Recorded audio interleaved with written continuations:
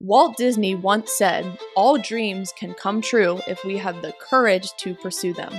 This is echoed today by coaches and parents who tell their kids to dream big and go to a D1 college program. For so long, I've told athletes the D1 or bust mindset might be damaging, as it can narrow other opportunities that are a better fit. Recently, however, I've been asking the question more and more. Is D1 or bust really that bad? What if D1 or bust actually works out for some?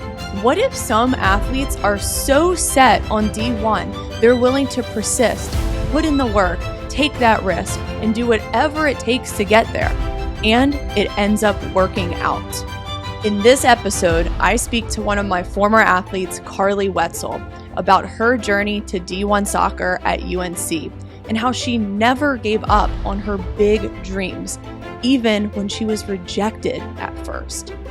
Though it's a big risk for many and a lot of work needs to be put in, what if D1 or bust actually works out? What if it actually builds an athlete's level of discipline and grit? Everyone's journey to college sports is unique, so I'll let you answer the question after this episode. Does D1 or bust work for you?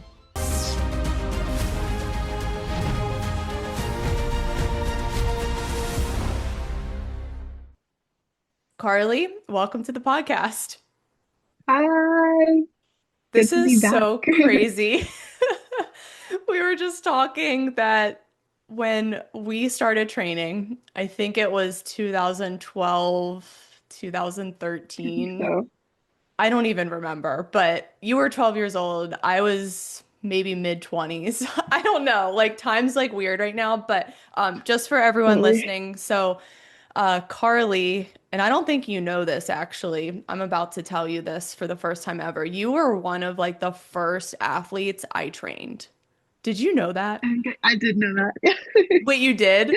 Yeah. Oh, okay, And okay. I think my first like time training with you was at Alonso's before you had even split off. So yeah. Yeah, yeah. Yeah, and I was working with a few of you guys at the time, but I don't think you guys knew that I was like pretty much in my first year of coaching. So, I did know that. You seemed yeah. like a pro to me, so Well, you just gotta fake it till you make it, I guess. yeah, But that's true. yeah, it's like it's so crazy because like I've seen you just develop at all these levels from middle school, high school. You played at the same high school I played at, River Hill, which is even crazier. Go hop. Yeah, go Hawks. And state champs too, by the way. Multiple state champs. Um, yeah, and then you went to play in college, also had a crazy journey. You ended up at UNC, and we'll get to that whole story soon. And now you're playing abroad, which is even crazier because, like, you're in Iceland now, and I didn't even know they had teams out there and there were these opportunities. And I get asked a lot about, from the girls I coach now, like, are there opportunities to play abroad? And there's so many, which is really good news. So that's kind of why I brought you on because we'll talk about all of that because I think a lot of girls, they want to continue their career after college and still play competitively, whether it's here or in another country. So, let's maybe just talk about like your college journey first because it's like the best story ever. It's so crazy because it's funny because I feel like it was so long ago too, but it's only been like 3 years since I graduated, which is still crazy. But yeah, I think where do I even start with the story? Um, I guess like that you went to a different school initially and then you took Yeah, that leap and I it was think a big actually it leap. starts with you. I will start with you This is because news to me. no, because in one of so it was like my lifetime dream to go play soccer at the University of North Carolina, as many a young girl in soccer has that dream. Um, I just never quite let go of it, so it stuck with me for a long time. But I got to a point in my like youth soccer career, where maybe that dream felt a little bit out of reach, but I was actually training with Erica um, one day, and she told me to read the book The Man Watching, which is about Anson, who's a legendary UNC women's soccer coach, um, and the UNC women's soccer team. And so I was reading that book and I was deciding whether or not to go to the UNC summer camp. And I think I picked it up because Erica told me to and was reading it. And I just like flipped open to a page where they were talking about the camp and recruiting and how they actually had found a lot of walk-ons and players come through the soccer camp. So at this point I was like, should I go? Should I not go? Like I don't really know if they'll even notice me. And I read that passage and I was like, okay, I'm going. And so I decided from there. And then at the soccer camp, this was when I was like 14, I think. I got noticed by Anson, and from there I just kept going back until they offered me a walk-on spot.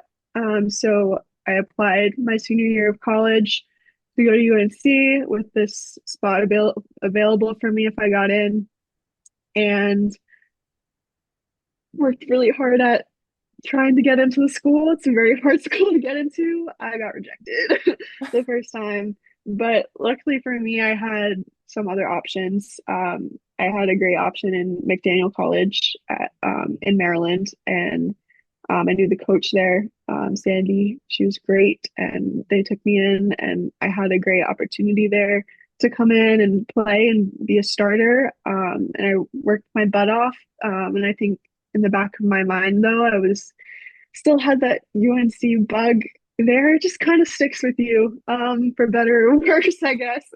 And so my sophomore year, I decided to try and see if I could get in as a transfer, and I did. I went in, um, called up Anson, and went in as a walk-on, and then got on the team. So my junior and senior years, I was finally a UNC Tar Heel and graduated. And that's my story through the Carolina years, but through 2022. Yeah, it's an amazing story, and it's a story of definitely perseverance and taking a risk because you got into the school and you're like, well, Anson says I have to try out. I don't know if I'm going to make it when I'm there. So there are a lot of questions up in the air, Yeah. but what really was it where you just kept holding on to it that I really want to play at UNC? Because I remember you said when you got back to the camp when you were 14 years old, you said that Anson had pulled you aside at the camp and he said something to you. What did he say to Yeah. you? So it was like after they had these camper versus staff games. So they were like an all-star game and you get picked to go play against the staff. And I think or the players, the The UNC current players. team. And I think I might have hurt someone, one of their players, Or just or tackled. like almost did. Yeah, tackled one of their players during the game. And I don't think the player liked that very much, but Anson loved it, apparently. And after we were all the campers were in the huddle, and he goes, "Where's little Carly Wetzel?" And he goes, "You're tough as shit." I was like, "Okay, I'm coming here, please." That's awesome. Yeah, So I yeah, remember it had to do with like you being tough yeah, and physical, which he yeah. loved recruiting players like that, just these beast athletes who just trained hard, had this like competitive fire, and he's really good at seeking that out too. So for him to like call you out and be like, "Where's Carly?" Well, I think that's honestly what really made me latch onto UNC because of Anson and the culture he created that really valued that toughness and grit, which was, I think, growing up was always just my central characteristic as a player. And kind of how I grew to define myself on the field. I came to really like just desire to be in that environment where that quality was really celebrated and promoted throughout the team. And um, I really felt like, hey, that's the place where I have to be. And I just, for some reason, was unable to think of anything else as a possibility. Yeah. So, yeah, And I can agree. I mean, just working with you and just seeing like your personality as a player and overall athlete, like you had that work ethic that you can't really put into words. Like you were one of those players that was like, I can't like slow you down. Like you were like always out there, like practicing on your own, like working on your speed, strength, conditioning. You were always touching the ball. Like I remember going to the high school and running sessions with my younger kids, and you were out there in the mornings, like getting after it. You had your bag of balls, like shooting shots on goal. And like I saw you there all the time. Like you were just by yourself training. So I think a lot of it was like the work you did kind of behind closed doors too. And those years when you were like really trying to develop like upperclassmen in high school and then trying to get into the school, like you were really like putting your head in the books to get in and raise your GPA. Like I remember how stressed you were during this time. it Like that was was so, a tough time. yeah, yeah, I was very stressed. Um, but I think that's like the other thing that really paid off for me in the end was that hard work on and off the field opened me up to a lot of different opportunities. Like UNC is an amazing school, and I think that aspect of it really pushed me to stretch myself academically as well in ways that um, maybe I wouldn't have if that wasn't an aspect of the whole thing. And um, I got a lot of really cool opportunities because of that as well. So it was um, hard work that really paid off in a multitude of ways, I think, not just on the field. Hey guys, just want to take a quick moment to shout out our sponsor, Simply Faster, and one of my favorite speed timing systems from them, the Freelap. I use it for my own sprint training as well as for my athletes, and they love it. It's super easy to set up, you can take it to the field on your own, and you can get accurate speed times to track your progress. Check the Freelap link in the caption below to start adding timing into your speed sessions. If you know me, you know I love my Freelap. If you're serious about speed, it's time to start timing. And that's a great message for the people listening that grades are important and having other things going for you than just putting all your eggs in the soccer basket. Like you're a good student or you have other hobbies. I think it's huge. So, yeah, that was such a crazy time for you. But looking back now, you probably almost like laugh at it and you're like, wow, that was crazy, but we I made it. do. Yeah. I think parts, like, I can barely even remember parts of it because I think I was just so Yeah. overcome by the stress. But yeah. Well, we're old now, so like it was a Yeah. long time ago.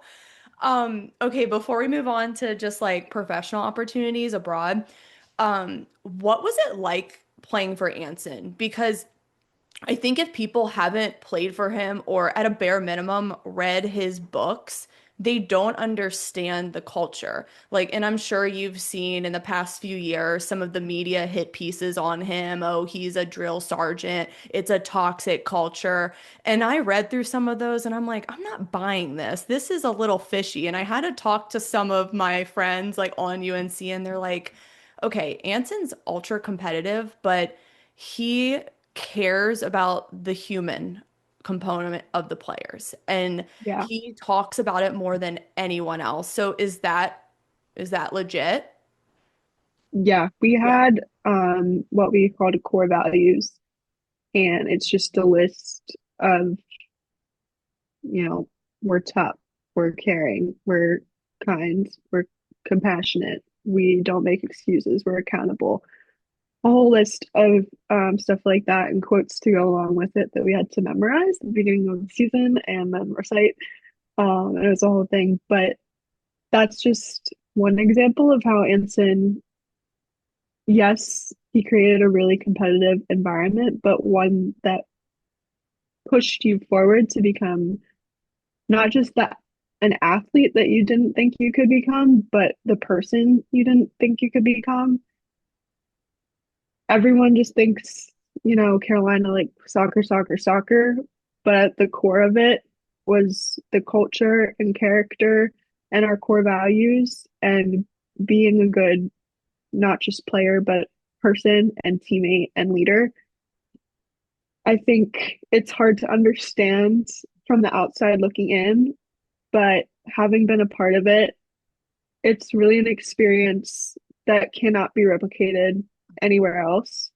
And that's, because of Anson and the culture he created, also because of all of the great coaches like Damon, and people on the staff, Tom, and of course the players, um, that really buy in to the culture and the competitiveness of it. And it's not just competing to say like, oh, I'm the best, I ranked number one in the cauldron, but competing to push each other to reach the highest level that we can together.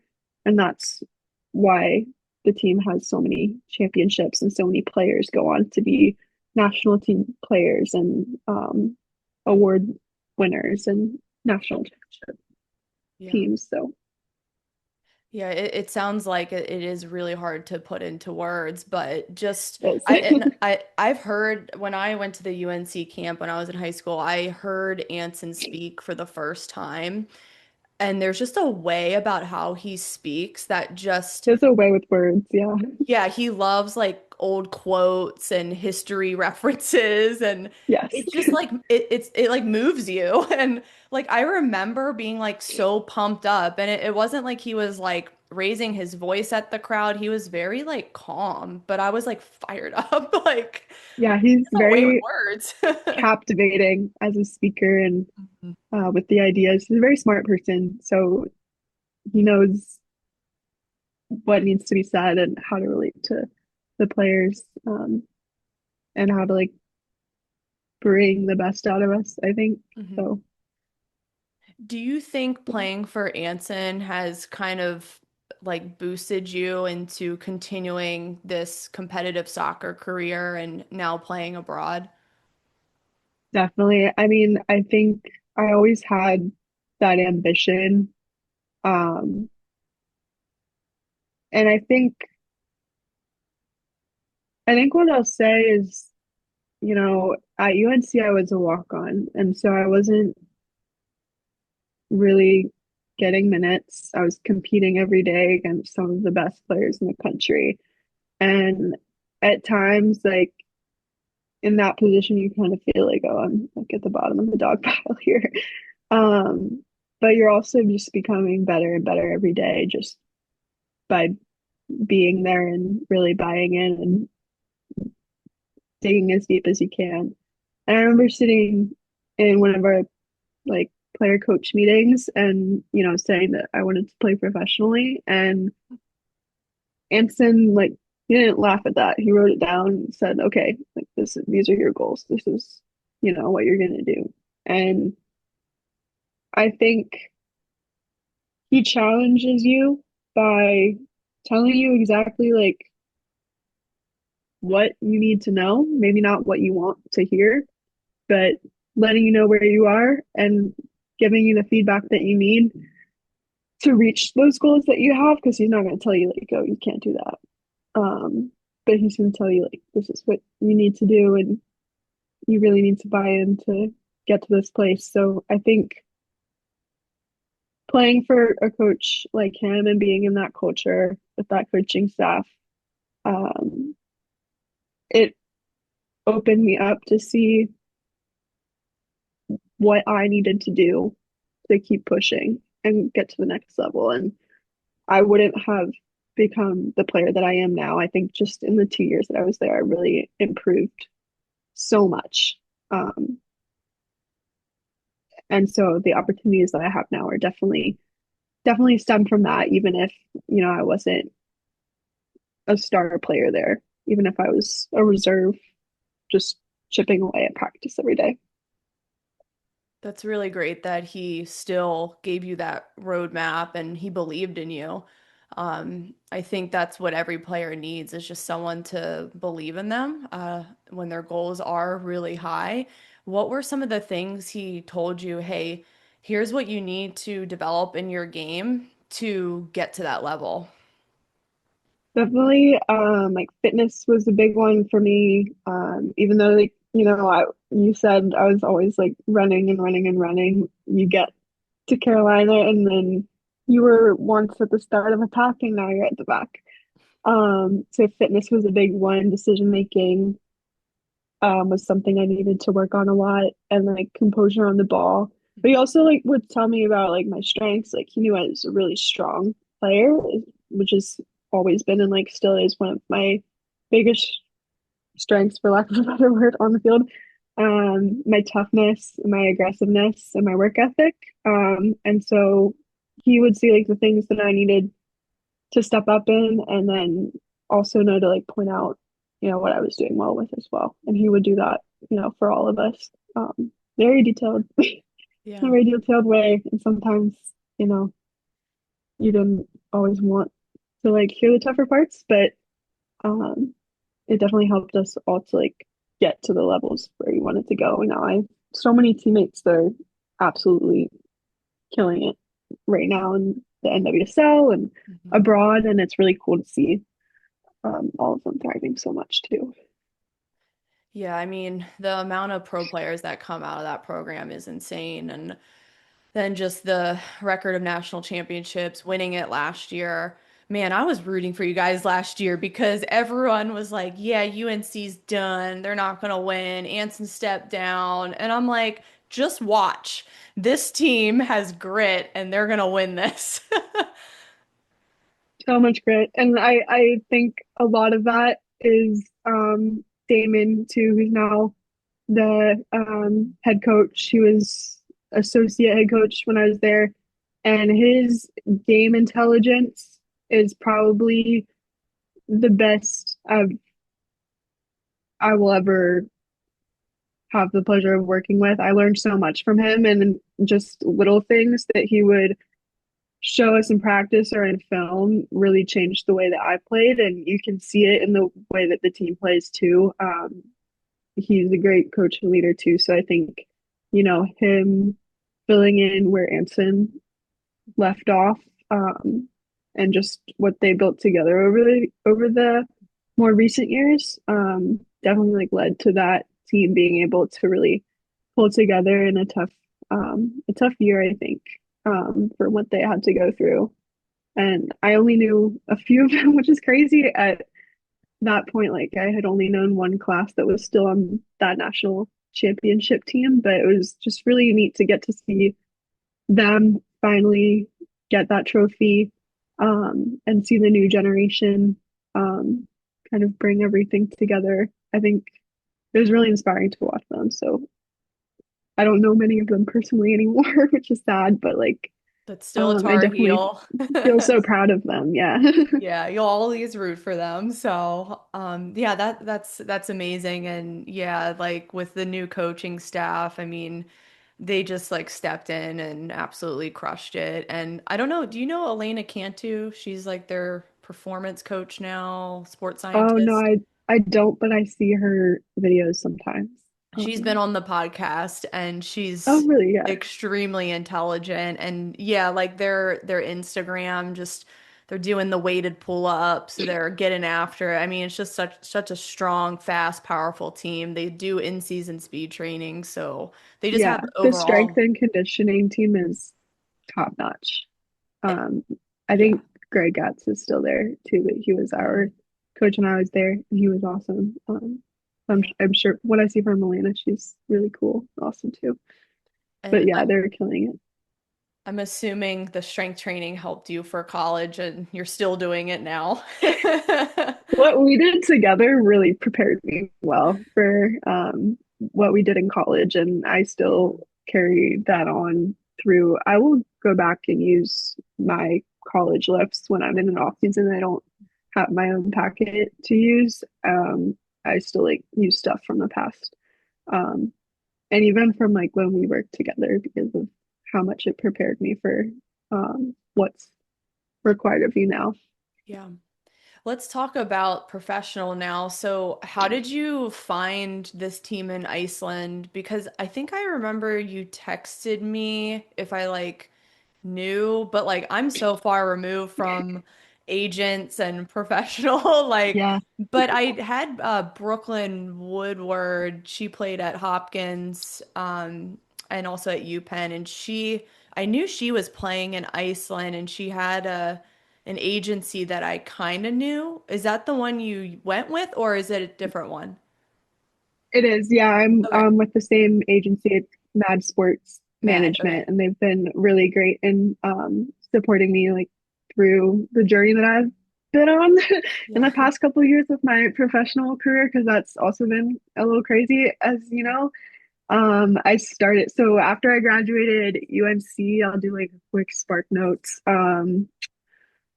I did my master's at St. Andrews in Scotland, and I played for their university there. And then after that, I went to Ireland and signed my first contract there and played professionally for Athlone Town. And then at the end of that fall season was when I signed with Mad Sports Management, and they've been helping me find opportunities since then. Um, but getting to Ireland, I had to find that opportunity myself. I emailed a bunch of teams in Ireland, just looking for an opportunity, being like, "Hey, I'm Harley. I played here and here. I'm a midfielder. This is my resume. This is my video. I'd love to play or trial for you guys." And for some, it worked in Ireland, which was great. But at that time, when I was doing that, I didn't have an agent yet. Um, so I had very little idea about how to break into the professional game and who to contact, what to do. So I was sending emails every day to um, different teams, agents, DMs to people, just trying to like get out my information, reaching out to contacts, like seeing who knew anyone. And in the beginning, it was a lot of that until something finally clicked. And there was a moment. So I started doing reaching out like that in my second semester of my master's degree. So my last semester, really, in like the winter. And it took me till July to get a response back that was positive. So a lot of no's, a lot of like, oh, like, like get in contact with us later or something like that when you have more experience. And finally, I was able to break through with an opportunity, and I went to um, Ireland and had a chance there. And at the end of that season was when I got connected with my agent, who's been great. And then I had kind of Ireland was tough because it was my first contract. I went in mid-season and it was a good experience overall, but I was struggling to get minutes. And with that first contract, it's kind of a critical time because you need those minutes to get film and get experience and get Mm. a line on your CV so that other teams can notice you and see what your impact was and see your stats, and then you can move up from there. Didn't exactly work that way for me, and I went a very long time after that um, season without finding another opportunity, which was really tough. And um, there, it was like a year where um, maybe something would come along and it wasn't the right fit, or my agent would send out my profile and get a no back. And it was a lot of rejection. But then finally, I found this opportunity with Iceland, I had help from, sorry if I'm not very eloquent right now, which It's okay. isn't great because I'm on live on the air. This is my To podcast. back We're up, relaxed. yeah, we can edit a little bit, right? Yeah. Um, to back up a little bit, so it was like last fall. And so it'd been a while since I had had a contract. I was getting really frustrated. And I had some, personal things going on as well. So it was just a tough year. And then I kind of came to this point where it's like, okay, I'm going to step back for a second. I'm not giving up. I'm going to step back from like just pushing and pushing and pushing and trying to get a contract. I'm going to be here at home. I'm going to coach. I'm going to train. I'm going to do what I have to do. In the winter, I became aware of this training academy called Unknown Football Club. They're in Richmond, Virginia. They're run by Lauren Hutchinson. She's a great coach. I decided to go down there to train for the winter. I had to get up at 6 a.m. every morning, train really hard. She's an excellent coach, though, and she had come highly recommended from this players group that I'm in called the Players Network. And I'll also go into that in a minute as well.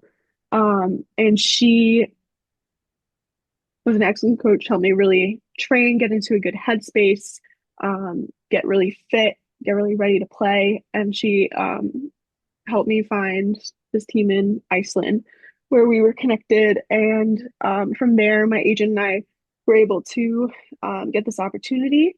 And I was able to come here to HEP for a club called Sindri. And it's been a really awesome opportunity because one, I stuck it out. And there were times during that year where I was like, you know, do I need to stop?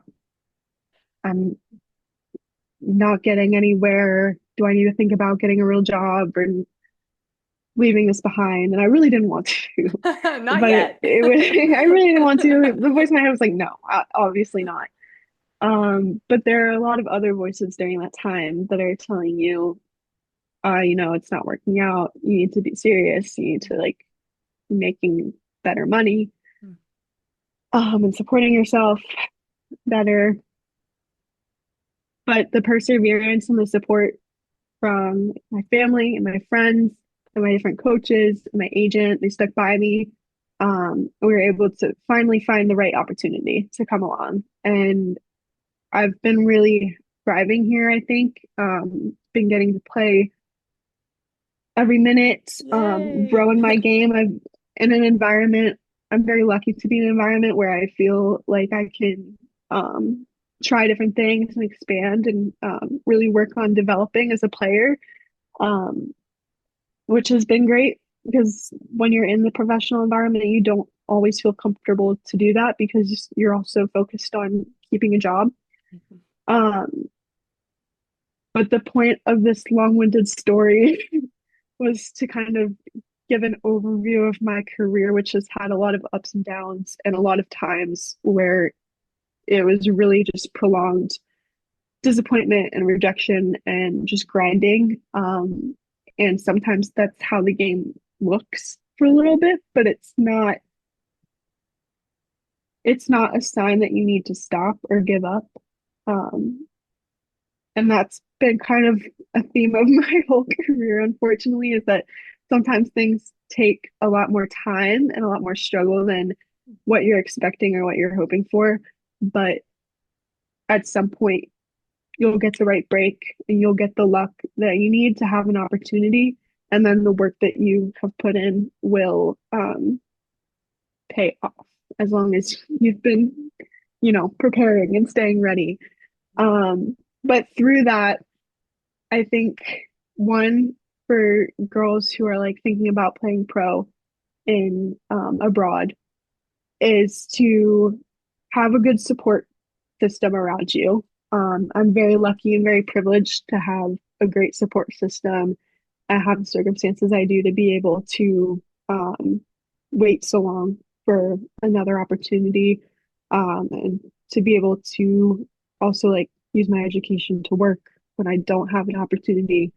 Um, I also have support from my family to keep pursuing this.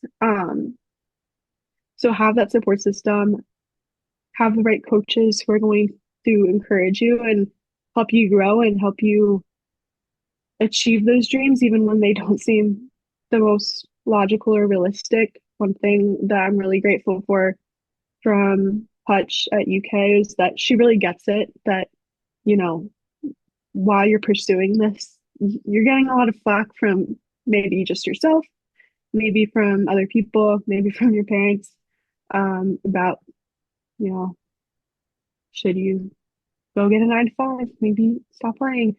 Um, but she really gets that that pressure is there as well, and she helps you overcome that and get into the right mindset that you need to be in to find the right opportunities and thrive. And then also reaching out to peers in the community. The Players Network, which I mentioned, is a grassroots group of players that has come together, and I think it's got to be hundreds of players at this point.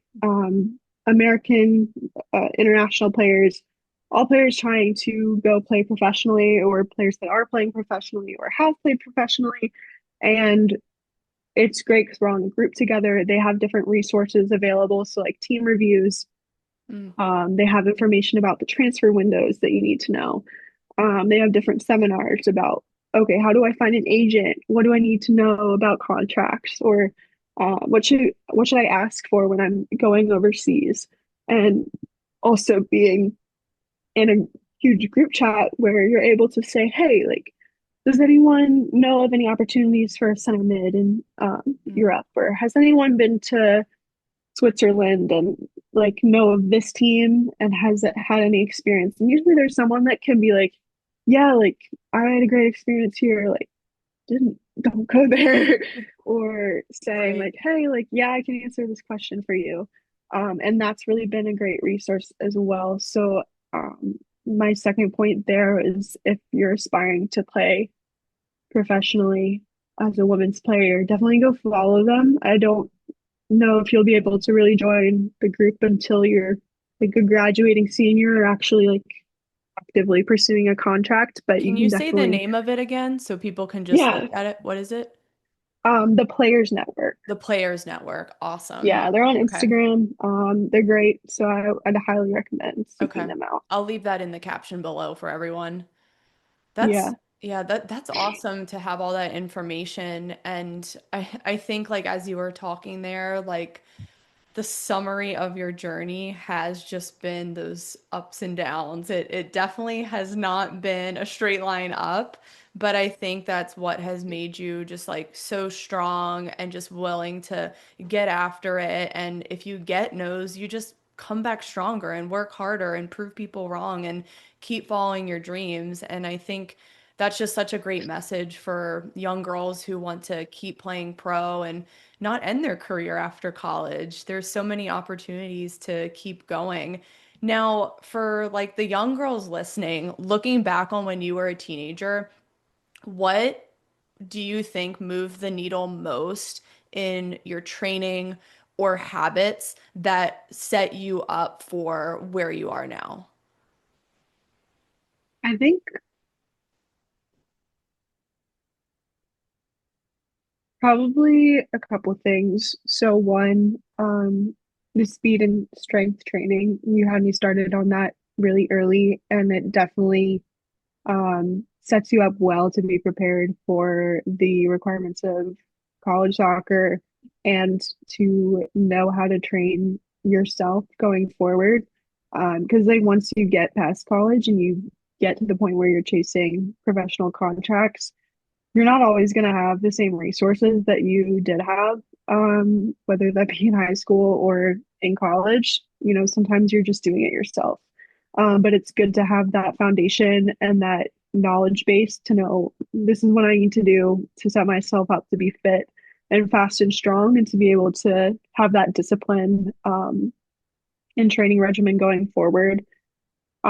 Secondly, just loving the ball. That was a huge thing that was a part of Anson's vernacular was loving the ball was being out there like all the time, working on your touch, hitting against a wall, doing whatever you can to really push the needle forward. The time you spend is really important.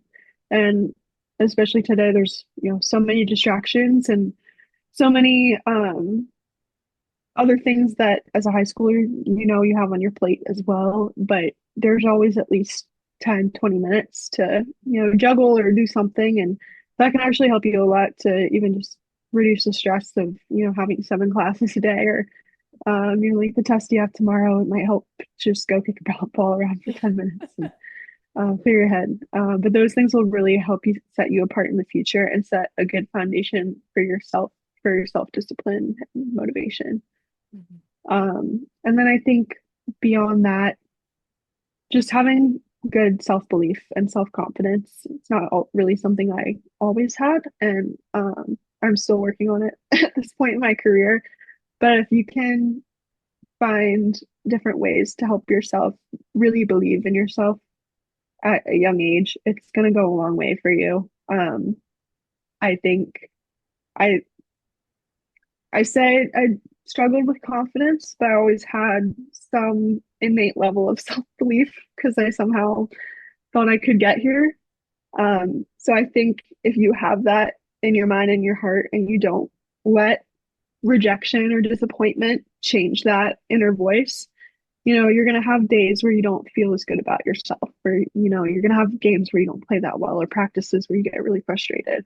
But and that's going to affect your confidence on a day-to-day level. But the self-belief is something innate that cannot change, and that's what's going to help you get from this point at age 15 where you're playing for your high school team to 23 when you're trying to find a professional contract and maybe it's not coming as quickly as you wanted it to.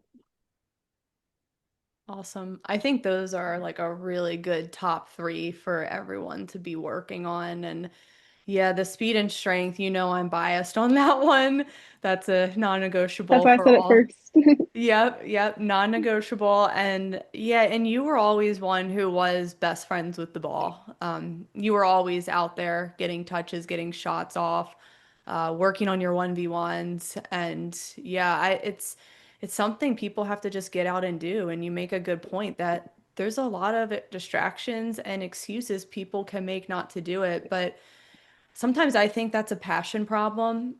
And if you don't have the passion, it's going to be very hard to make it at the professional level. And that passion, do you think that kept you going with all that rejection?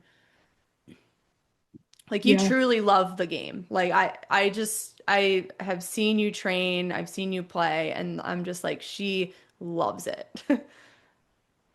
yeah. I think there comes a lot of times where you're like faced with a question of what is my why? And I think you'll hear that a lot.